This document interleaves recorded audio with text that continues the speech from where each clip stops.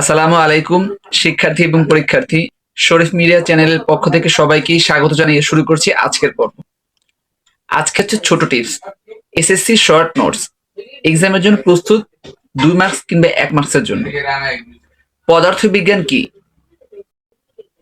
প্রকৃতির নিয়ম ও বস্তু জগতের আচরণ নিয়ে যে বিজ্ঞান আলোচনা করে তাকেই পদার্থবিজ্ঞান বলে।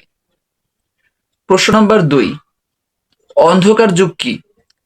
যে সময় বিজ্ঞান চর্চা বন্ধ ছিল তাকে অন্ধকার যুগ বলে।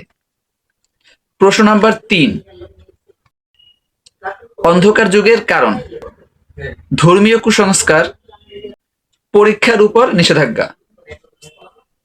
আজ তাহলে এই পর্যন্তই। অবশ্যই এর সাথে সম্পর্কিত লং ভিডিওটা নিচে ডিসক্রিপশন থেকে নিচের লিংকে ক্লিক করে দেখে নেবেন।